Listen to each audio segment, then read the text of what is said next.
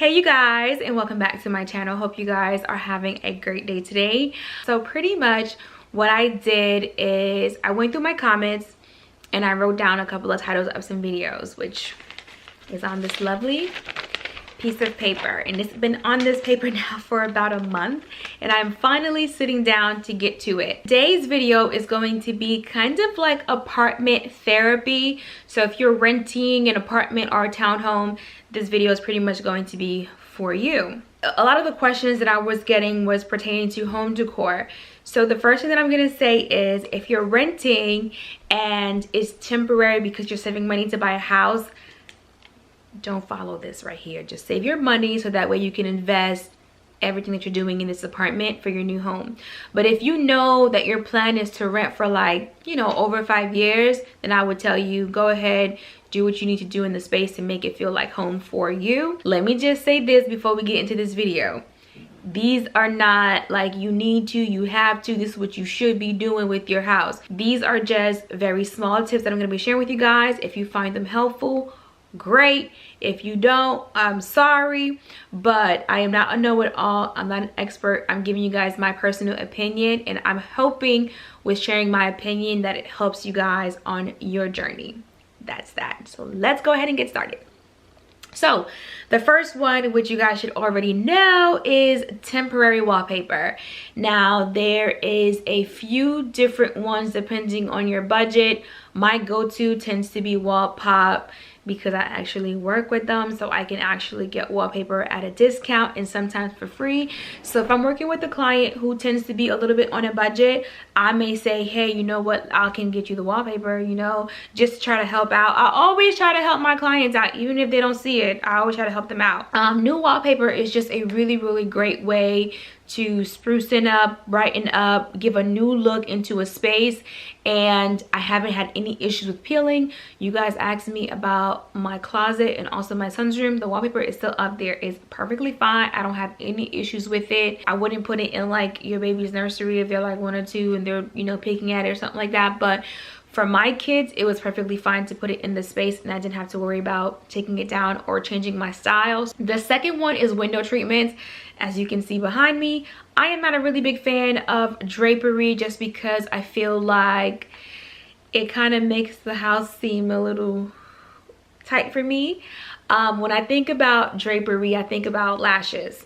And the reason is, do you need to put lashes on? Maybe not. But would it make your whole makeup look pop when you put it on? Of course, but it's a personal preference. Do I wear lashes all the time? No, I wear it very selectively, and this must be something real good going on for me to put one on, because I just find it a bit irritating. And that's exactly my feeling when it comes to drapery. Do I feel every room needs it? No, because sometimes it's just entirely too heavy. But when you're in an apartment and you put up drapery, it does give it a really nice and cozy feel. I actually did it myself when I was renting, and I really loved it a whole lot. Now that I'm in the house, the only area where I would really invest and put drapery is the living room. And the reason being is the living room is a huge open plan that goes into the living room, the dining room, and the kitchen. So it's not going to make the space seem so tight. Bedrooms is very selective for me also, but again, when you're renting, I do think adding drapery does make the home feel just a little bit more cozy, and you can pretty much go anywhere to get drapery. Even if it's inexpensive, you can double it up, you can add it, you can hem it, you can add little trimmings on it just to kind of spruce it up if you're that handy with your DIYs. She is not, so I do not. Tip number 3 is some greenery. You're going to hear me say this quite a bit in these series just because it does help to make the home feel a little bit more cozier. Now, I don't have a green thumb. Every single green plant that has made it into this house has pretty much died, including a cactus. So I stay away from greenery. My green of choice is a floral arrangement. You're leaving now for work? Okay, you can use here. Sorry. So for me, that is floral arrangements. I love flowers, tulips, hydrangeas, apricot in a floral arrangement. I actually have one here in the master bedroom. Let me grab it real quick. This is my floral arrangement. You guys have seen it before. I got this from Overstock and I love it. It's super heavy. It's silk flowers. So you have the apricot, the hydrangeas, and then you have these really large leaves, and then you can see the stem with the fake water. Now I've had this in the house now for about a year, and as you can see, there's no yellowing. Everything still looks really good and intact. Now it was pricey, but if you're renting, this is something that can go from your townhome apartment into your new home. So I would make an investment in this. This is just my personal opinion though, okay? But I would make an investment into this, but this is just like, oh, you guys, it's just so gorgeous. Like, listen, if there's any husbands watching my channel, if you want to buy your wife flowers, instead of spending 100, 200 on fake roses, look you up some silk flowers, okay? She would have these forever. Anyway, I'm getting off topic. Number 4, it may be a surprise, but floating shelves are a must-have when you are renting. When I say you can make a room look great with floating shelves and you get to use your linear space. So close your eyes really quickly and just say you come into your apartment, you have a little small nook where you have your dining table. So you're like, oh my gosh, I would love to have a library. You can take your dining table, put it right here, and I would go around. You can take those floating shelves and just stack them, right?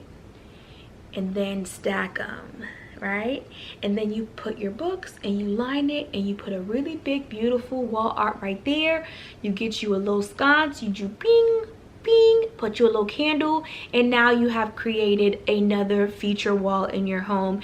And now if you like to read or whatever, you have that. Or if you just want to put, you know, 2 floating shelves and put large decor pieces on there, and again put a large wall art in that frame, which is going to go into number 5. Go big or go home. I don't like little trinklets, little small things. I like things to be really big because it takes up a lot of space in the wall and it tends to make the space look really, really grand when you do that. So that's just an idea with the floating shelves. And again, tip number 5 is going to be going large with like the lights and the wall decor. And if you are about changing light fixtures, you want to get something substantial for the space also. But those are things that can definitely make your apartment feel very homey, very cozy, and not so apartment style. So number 6 is going to be probably the most important. This should have been number 1 definitely, but I was just kind of racking my brain trying to put things together. But number 6 is going to be scale and proportion. And what I mean by that is I notice that people tend to be in an apartment, and of course it's smaller, but they're still buying furniture as though they were fitting it for a house with a much bigger space. So then your house actually ends up looking really, really small. So maybe finding furniture that convert, number 7, furniture that convert, okay? But going back to scale, finding furniture that convert may help you. Finding a smaller sofa, finding a smaller sectional. Almost think of it as if you were going into like a really nice hotel or just a hotel in general, how the furniture is small, but you still get the same usage out of that space.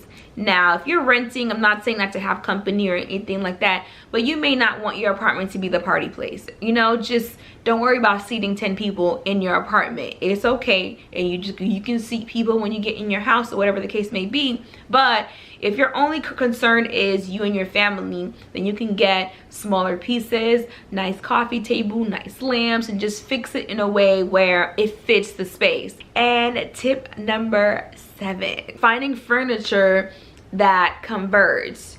And what I mean by that is I've seen console tables that go to dining tables. They are sofas that go to sofa beds. There's some cabinets that pull out so you can have like an island and then turn it into a table.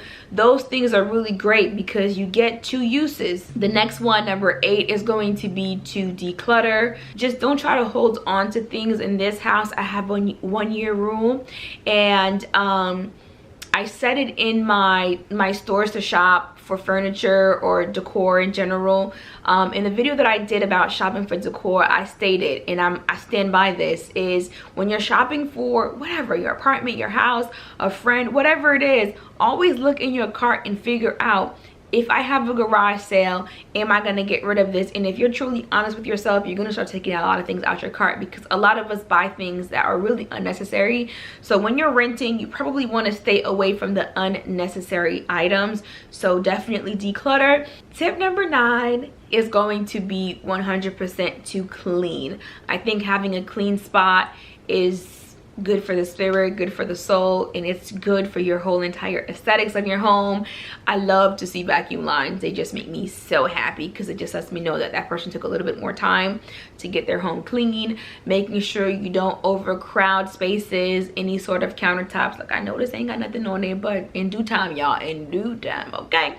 But sometimes I see people with console tables and there's pictures, there's a lamp, there's a cup, and it's like, hey, excuse me, can I shop? Is it okay if I shop? So you want to be able to clear those spaces out and don't have so much stuff on top of it. And lastly, tip number 10, think outside the box. For me, if I have a closet downstairs, we wasn't using it, it's not that cold to wear a coat, so we did not need a coat closet, and I took it and I converted it into a play area for the kids. Now, a lot of the times when you're in an apartment, you may not be able to do that type of conversion, but you can definitely create an office. You can create more storage. You can you know, do little things here and there. You're renting, and I understand it, and I've definitely rent before, and I wish I knew what I know now, because my renting experience probably would have been a lot different, because I put in my mind, because I was renting, not to do certain things. And even back then, I don't even think they had things like temporary wallpaper or anything, because you're talking about almost 11 years ago when I rented. So a lot of the things that are readily available to you guys now was not available to me.